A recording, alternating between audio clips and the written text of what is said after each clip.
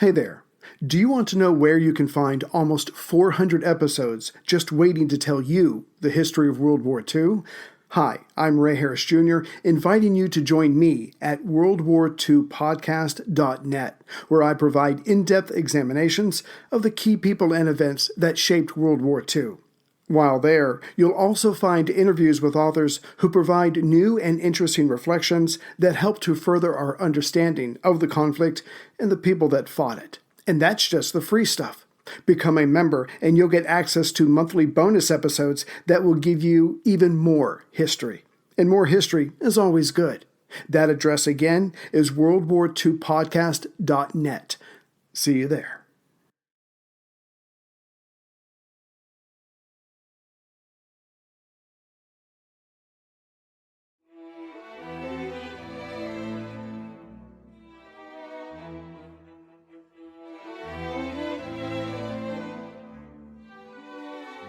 Welcome to Pax Britannica. Season 2, Episode 57, Kilkenny Coup d'Etat.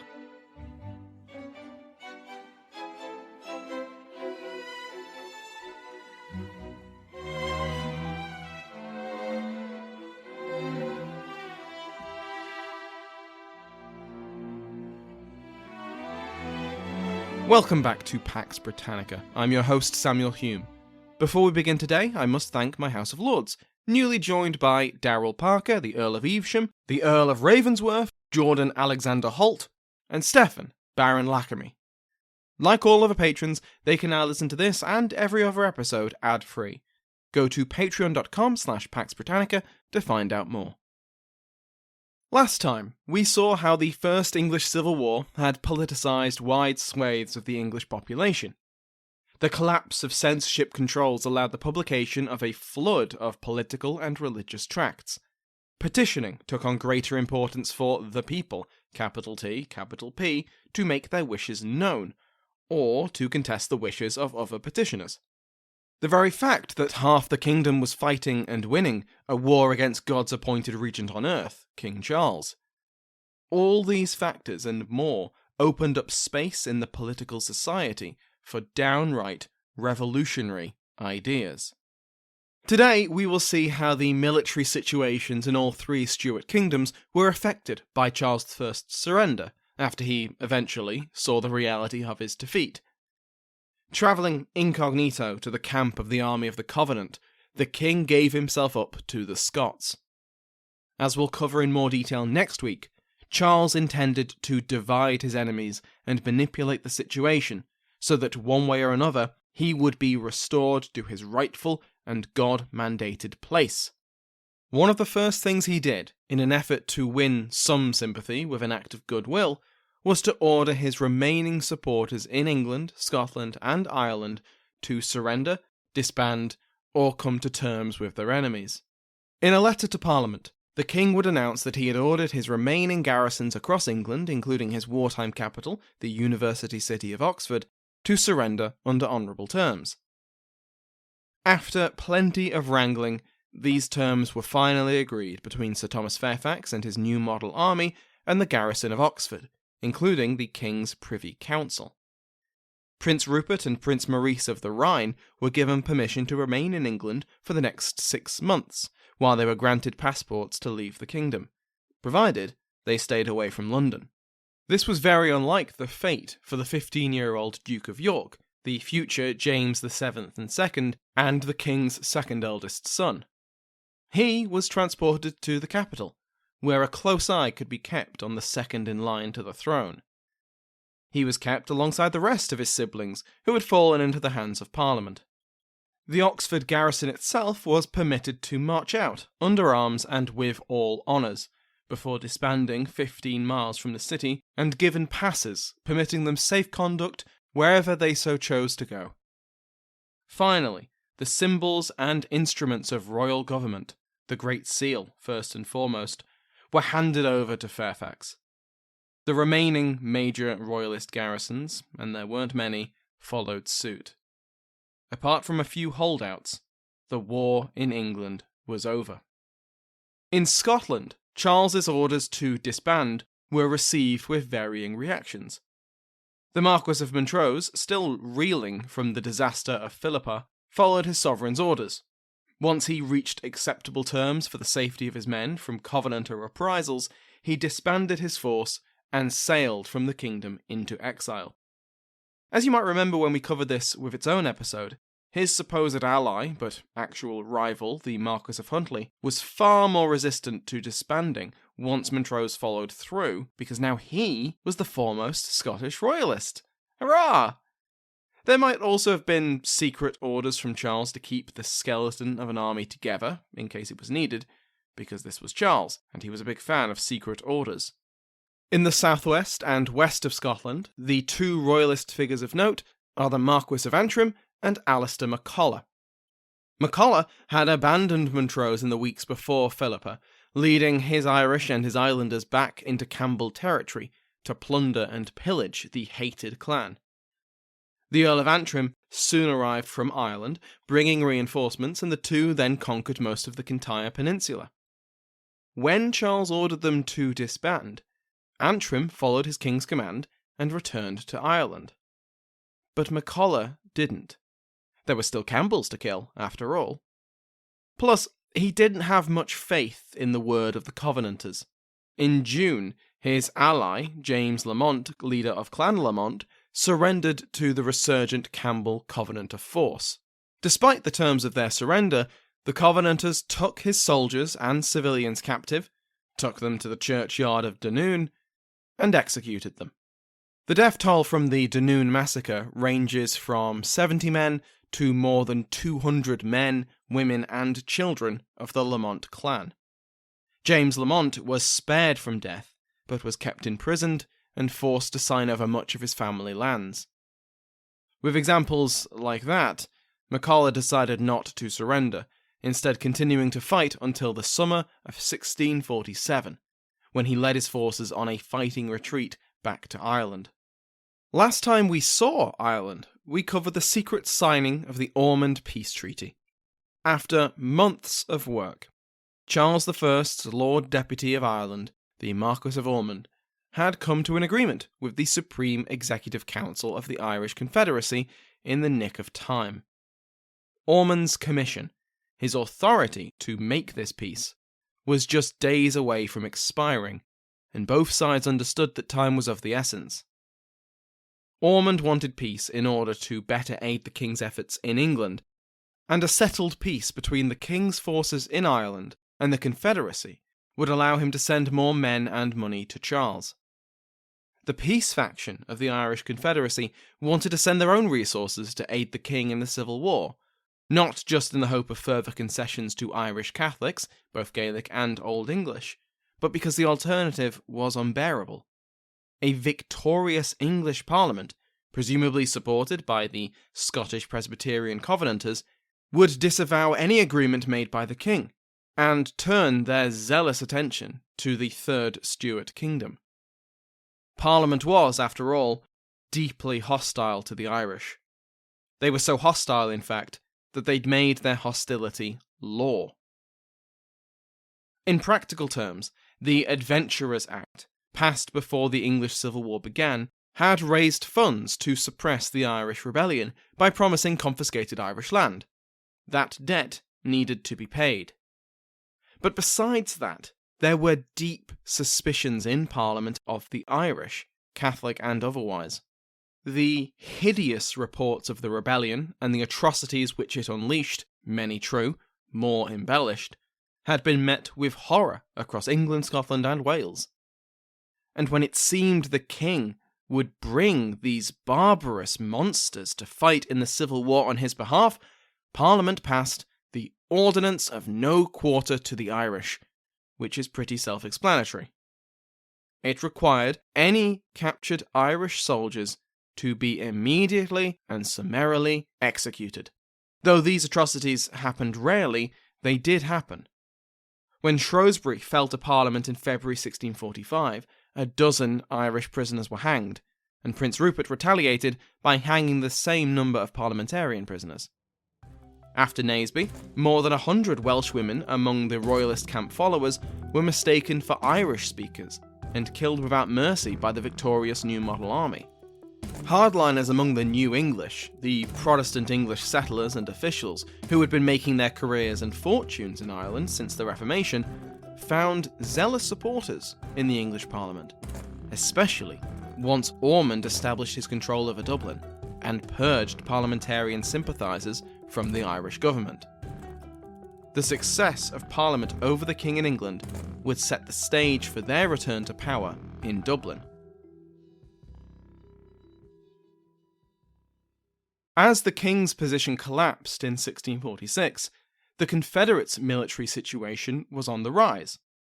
On the 13th of June, the Papal Nuncio, Giovanni Battista Rinuccini, received word of Owen Roe O'Neill's decisive victory at the Battle of Benburb. O'Neill led around 5,000 men from the Confederate army of Ulster, freshly supplied from Rinuccini's coffers, and his men had been freshly paid and armed. His opponent was the preeminent Covenanter commander in Ireland, Major General Robert Monroe.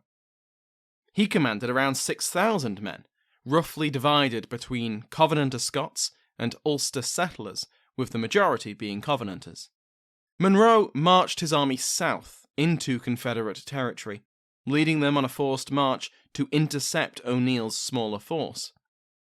At Benburb, Monroe and O'Neill clashed in the largest set-piece battle of the Confederate Wars. Monroe was counting on support from another Covenanter army out of Coleraine, but O'Neill had sent a force of cavalry to delay them, and they were still miles away. At Benburb, on the 5th of June, Monroe's force was arrayed on the banks of the Blackwater River, facing O'Neill's army on the higher ground. The battle, which the Dictionary of Irish Biography calls the greatest ever victory by an Irish commander on native soil, displayed the strengths of O'Neill and rare mistakes from Monroe. The Covenanter commander ordered his forces, exhausted from the long march, to assault a dug-in enemy at the top of a hill, marching into the light of the setting sun. When they failed to break the Confederate formation, and with the Covenanters wavering in the push of pike, O'Neill ordered his own offensive. Monroe's infantry began to be pushed back down the hill until their formation collapsed. One final volley of musket fire broke the morale of the disorganized Covenanters, and the Confederates charged down the hill. In total, between 2,000 and 3,000 of Monroe's army was killed at Benburb. Casualties of the fighting, cut down in the rout, or drowned trying to swim across the Blackwater. In comparison, O'Neill lost a few hundred men at most. Monroe fled back to Carrickfergus with what was left of his army, and just like that, the Covenanters ceased to be a notable threat to the Confederacy, their forces remaining on the defensive in Belfast, Carrickfergus, and a few other garrisoned towns and settlements. This did not mean that Monroe or the Covenanters were out of the war, and O'Neill didn't have the manpower or artillery to snuff out their garrisons in Derry and the east of the province, but Benburb put them on the defensive. Elsewhere in Ireland, the Confederacy enjoyed similar successes over the summer of 1646. Viscount Muskerry captured the fortress of Bunratty, and Thomas Preston seized Roscommon. Rinuccini could, and did, consider his efforts instrumental to these Irish victories. His money, his supplies, had armed and fed and paid the armies of Preston and O'Neill. His influence had never been stronger. His militant policy was working. And until a religious settlement was reached between the Confederacy and the King, the Confederacy should keep fighting. Either the clergy would receive justice from the King and his Lord Deputy, or the Confederacy would conquer the whole island of Ireland. Either way, Catholicism would return to its rightful place. And then the news broke that the Confederacy and Ormond had signed a peace treaty. Ormond published the document on the 30th of July, under pressure from within and without the government.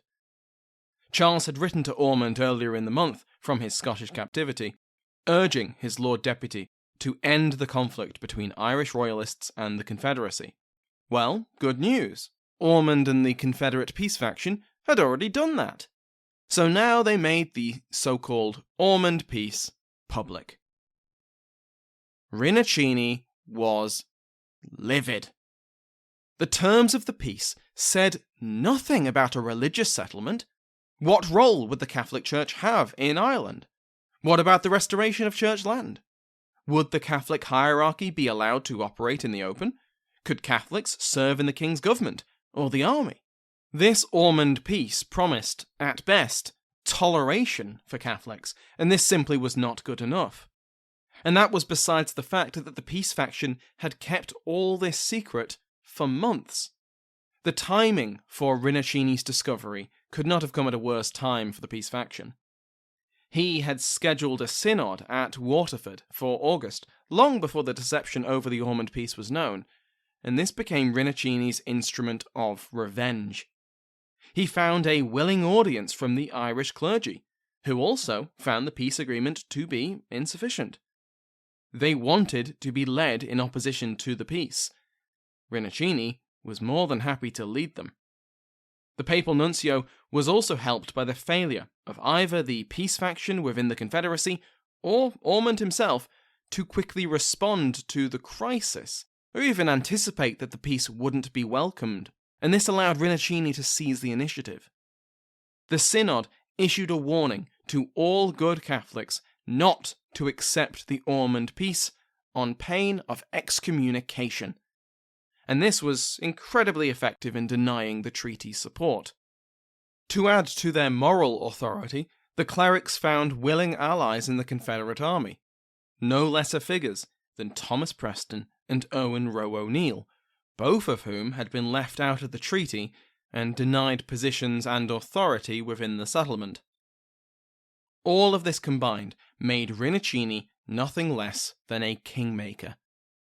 He left Waterford and returned to the Confederate capital of Kilkenny in September. While Rinuccini was building this anti-Ormond coalition, the pro-Ormond faction eventually mobilized to defend their treaty, including Ormond himself. His friends on the Confederate Supreme Council invited their new ally to visit Kilkenny, and he did so with a guard of 2,000 men, entering the city to much pomp and circumstance. Ormond and friends tried to spread the good word that peace had come, but no one seemed to be listening. Ormond started a kind of public relations tour to try and convince people of the benefits of this treaty, and he invited the Confederate nobility to meet him at nearby Cashel. But when he arrived at the town gates, they remained closed to him. Now that was ominous. More ominous was the steady drip of defections from nearby Confederate forces to the encroaching armies of O'Neill and Preston.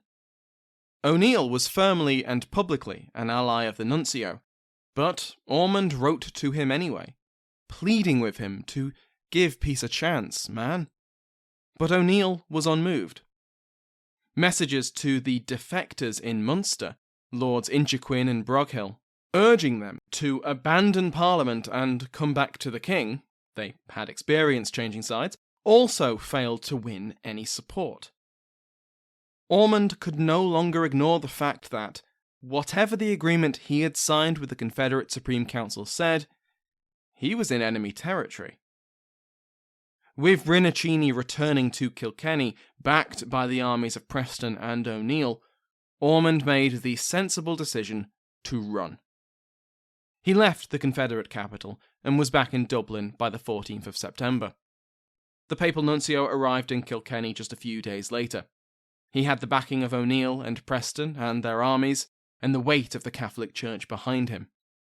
Rinuccini ordered the arrest of key members of the peace faction, such as Viscount Muskerry, and the creation of a new Supreme Executive Council, with himself at its head.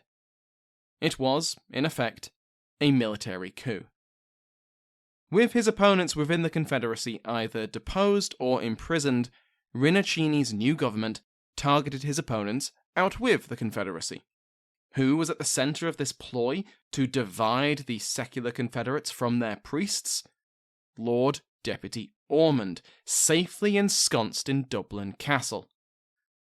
Deciding that decisive action was the best way to keep the initiative and hopefully attract more support from Rome and the rest of the Catholic world, the Supreme Executive Council, commanded Preston and O'Neill to march on Dublin itself. One of Rinuccini's biographers calls this decision his most significant mistake during his nunciature. If you recall, many episodes ago when we first introduced Owen Roe O'Neill and Thomas Preston, I made the point that these two men despised each other. Their poor relationship kept them from cooperating earlier in the war, but as commanders of the Ulster and Leinster armies respectively, they could mostly stay out of each other's way. They were determined to keep it that way, even now, as they both marched on the same target. Neither man would serve under the other, second forces to the other, they refused to march together, going by separate routes, and they even refused to communicate or coordinate with each other. Now this obviously made success less likely. Then we have to take into account that Preston was in secret communication with Ormond during this march, and that the Marquess of Clanrickard was writing to all sides to try and bring about an alliance against the English Parliament. All this division and mutual distrust massively reduced any chance of the Confederacy capturing Dublin from Ormond. But even if the Confederates had been united, as their much larger army approached the walls to Dublin and its smaller garrison, they didn't have the artillery needed to make a breach and make their numbers count. A standoff ensued, before the Confederates had to withdraw back to their own territory for lack of supplies. The march on Dublin had failed. Rinuccini's folly had burnt bridges with Ormond, and his failure to capture Dublin highlighted the deep divisions within the Confederacy. To try and bring about some kind of unity, Rinuccini ordered the release of the peace faction members he had ordered imprisoned during his coup, and a new General Assembly of the Confederacy was called. This assembly met in January, and on the 2nd of February it overwhelmingly rejected the Ormond Treaty. It also renewed the Oath of Association, though with 4 amendments, which dictated the terms of any future peace treaty with the king. These amendments displayed the dominant influence of the Papal Nuncio and the clerical faction, and were a marked contrast to the earlier oath. First, free and public exercise of the Catholic faith, as it had been practiced in the time of Henry VII, would be confirmed. Second, the clergy would be restored to all the privileges they had enjoyed before the Reformation. Third, all penal laws against Catholics would be repealed. And fourth, Catholic clergy would be restored to their lands, though with an allowance for seized monastic and church property, which was now owned by lay Catholics. Essentially, any future Ormond Peace would require the religious terms agreed in secret with Glamorgan to be clear, public, and central to the treaty. Except the Confederates would have to wait quite some time before they enjoyed a second Ormond Peace. Because now, Ormond threw in the towel. He'd tried to navigate his way between his king's public wishes, his king's secret demands, the Confederate peace faction, the Confederate clerical faction, the parliamentarians in Ireland, the Covenanters in Ireland, and his own religious beliefs. And despite all of that, he had finally threaded the needle and completed a treaty only for a papal nuncio to threaten excommunication on anyone who agreed to it, march until Kilkenny, overthrow the government, arrest the people he'd been negotiating with, and then try and capture Dublin. So Ormond threw up his hands and turned to the only viable course which could secure Protestantism in Ireland: accommodation with the English Parliament. In early February 1647, Ormond offered his unconditional resignation from the Lord Deputyship to Parliament. Their replacement would arrive in the summer.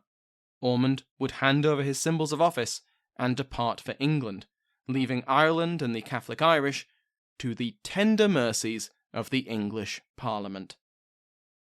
Next week, we will see how Charles will try to shatter the alliances between his enemies, as the question now turned from how do we defeat the king to what do we do with him now? Thank you to my House of Lords, including but not limited to the King's favourite Mike Sanders, the Duchess of Wellington Sue Bremner, the Marquis of Argyll Bruce Simmons, and the Earl of Hampton Alexander Travis. Remember that every patron, regardless of rank, receives an RSS feed, which you can put in any podcast app to listen to the podcast ad-free.